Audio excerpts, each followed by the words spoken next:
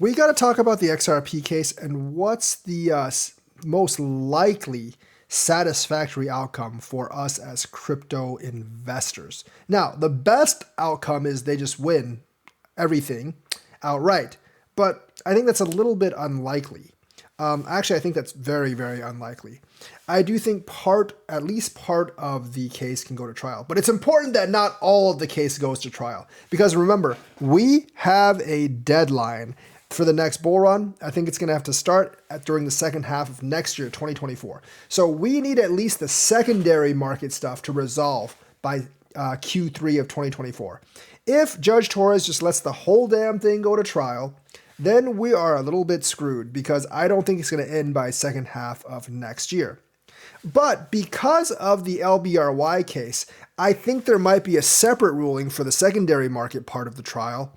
And basically, like, what happens is she's going to let the primary part maybe go to trial or maybe even just rule against Ripple in that, but she will rule for Ripple in the secondary aspect of the trial, which means that, like, it can be ruled that, yes, the coins that XRP sells or the coins that Ripple sells itself or Brad Garlinghouse and Chris Larsen sell are securities, but the coins that are already on exchanges, the ones that you and I have, are not securities.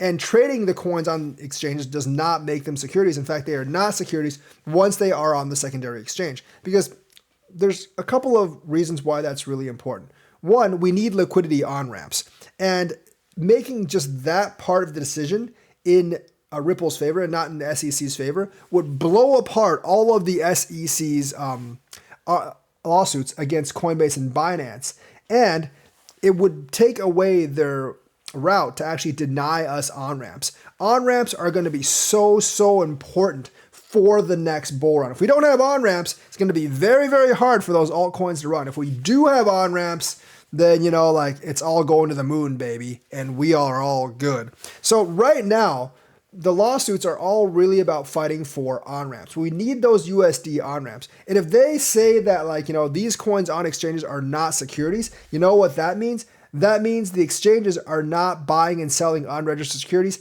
And that means that the banks and financial institutions don't have that much more reason to actually try to avoid working with them. Right now, a lot of these banks and on-ramps are afraid that, Coinbase or Binance are basically trading unregistered securities and they're breaking the law, and they don't want to help these entities break the SEC's law or break the law. So they're backing away from these crypto companies. But once that goes away, I think they'll get more banking partners, and some of the banking partners that they were using will actually come back, and we'll have even more on-ramps and off-ramps the next time. And that means the liquidity will be much higher. More people can get out and in, and we can pump much higher.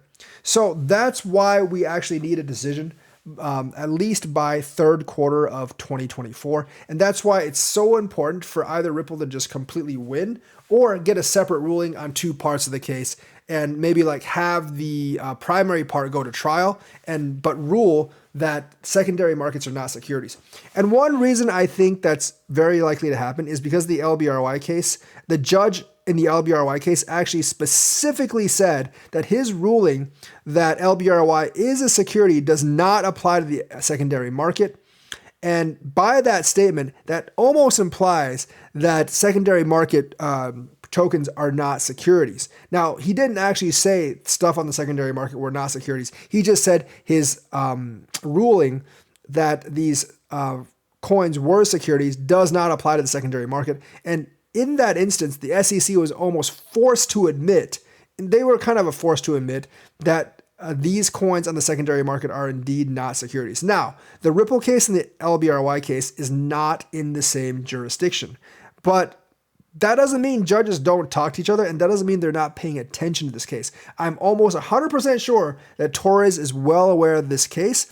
She might have actually talked to the judge. And let's not forget, the LBRY judge was a lot more pro SEC than Torres is. Torres is not very friendly towards the SEC right now because like she's getting tired of the SEC's shenanigans, and she has warned the SEC several times to follow her ruling and follow the law, which the SEC is, by the way, has actually failed to do. But even the LBRY guy said like his ruling does not actually apply to secondary markets, and I think Torres is going to take that to heart and rip apart the SEC's case against Coinbase and Binance based on the ruling for the XRP case. And let's not forget that Coinbase case is in the exact same jurisdiction as the Ripple case. So however the Ripple case rules, the Coinbase judge is probably going to rule the same way because they're not going to overturn each other in the same district. Plus, the Coinbase judge is kind of new, so she's probably not going to overturn a more experienced judge's verdict. And that's very, very important. So I think the most likely outcome that would be satisfactory to us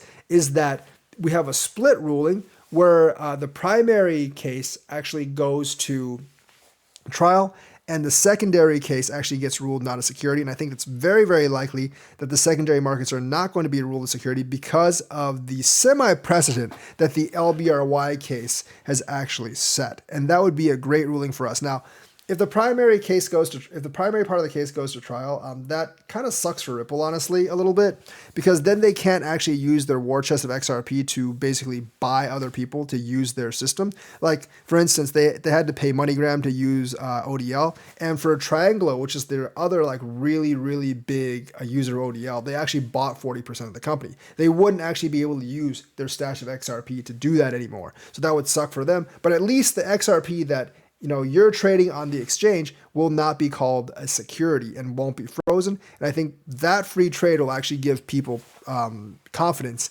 in the coin.